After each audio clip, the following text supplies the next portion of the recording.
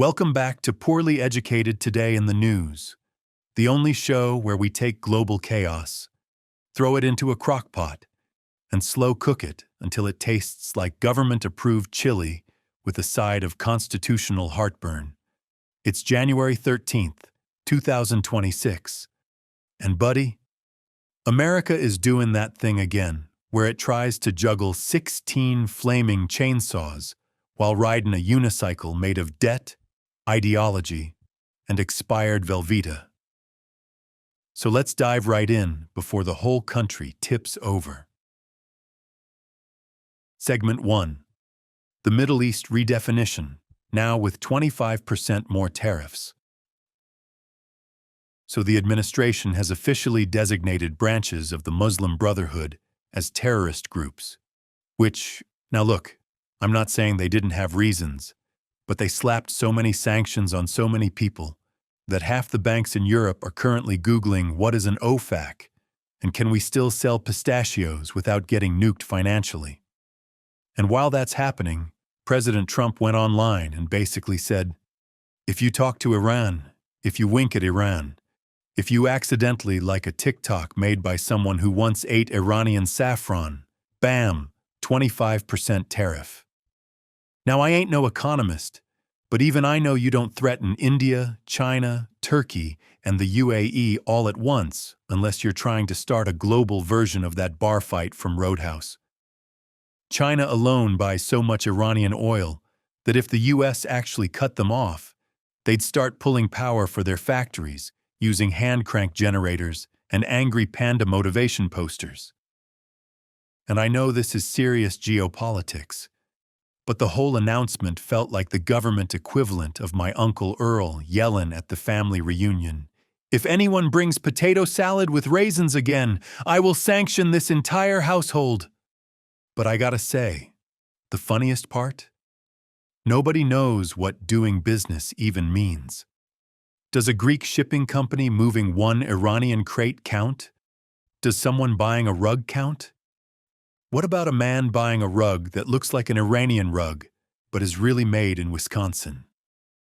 The whole world is standing there like, "Sir, please define your nouns." Segment 2. Greenland, now available in red, white, and blue land flavor. Oh, you thought that was wild? Buddy, we're just getting warmed up like a microwave burrito in a gas station at 3 a.m. Congress rolled out a bill called the Red, White, and Blue Land Act, which aims to straight-up annex Greenland. Annex it. Like it's downloadable content. Like the United States woke up and said, "We beat the main story. Time to unlock map expansion pack number 2. They even want to rename it Red, White, and Blue Land, which sounds less like a state and more like a theme park sponsored by Mountain Dew and anxiety. Denmark, understandably, said no. Greenland said no. And the US said, well, we ain't hearing that. J.D. Vance said we'd go as far as he has to, which is political talk for, we just threatened Denmark, but we're pretending we didn't.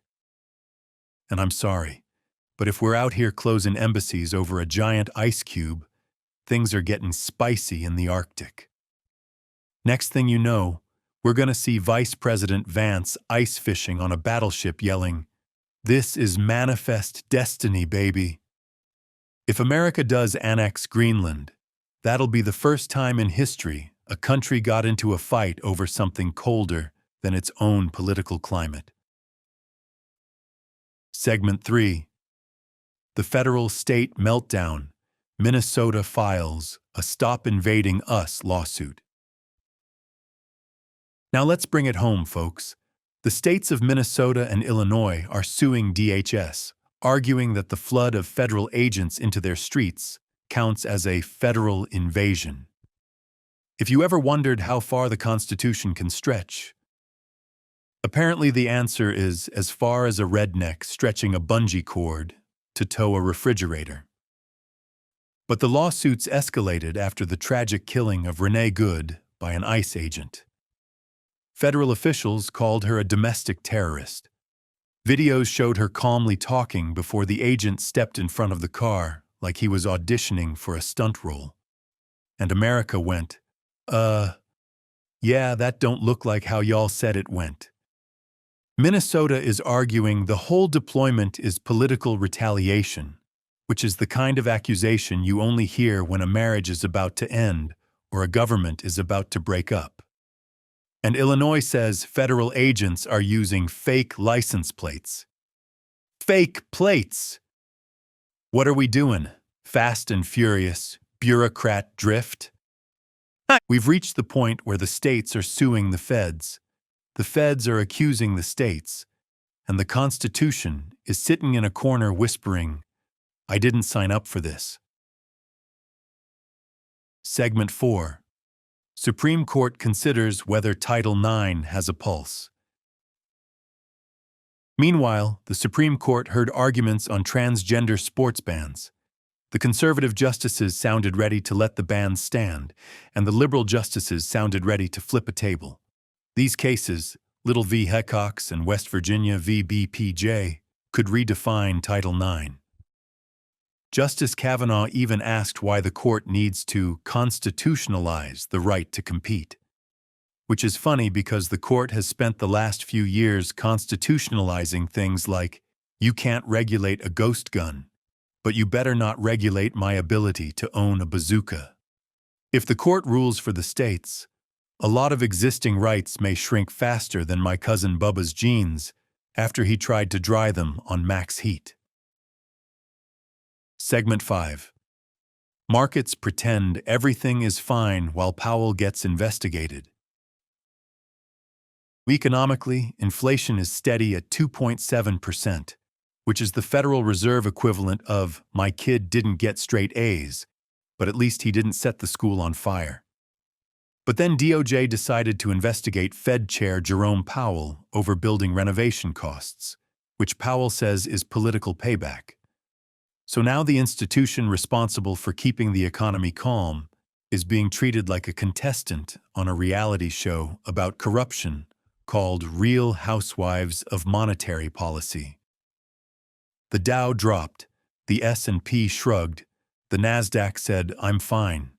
Bitcoin shot up because instability is its favorite snack, and gold rose like it always does when America starts screaming into its own reflection. Segment 6. Science actually brings good news. AI helps fight cancer. Finally, a bright spot. Yale and Google developed an LLM called Cell2 Sentence that can read gene expression and basically say, hey, maybe this drug works for cancer. And then the lab checked, and the AI was right. That's wild. My AI toaster can't even get my bread color right. But Google just invented one that can discover new cancer therapies. We live in two different timelines. And the American Cancer Society says overall survival rates hit 70%. That's huge. So while everything else is on fire, science is out here quietly saving lives like a nerdy superhero. Segment 7. The weather, America's other permanent crisis. The upper Midwest is about to get slapped by a winter system colder than J.D. Vance's comments to Denmark. Georgia might get snow. La Niña is making the weather weird again. Basically, the atmosphere is acting like a teenager who slept 2 hours and had 4 Red Bulls. In conclusion, America is juggling global sanctions, Arctic land grabs, lawsuits about invasions, Supreme Court identity crises, Federal Reserve melodrama, scientific miracles, and a winter forecast that feels personally offended by our existence. Stick with us, because here at Poorly Educated, we'll keep explaining the madness until someone finally confiscates the microphone.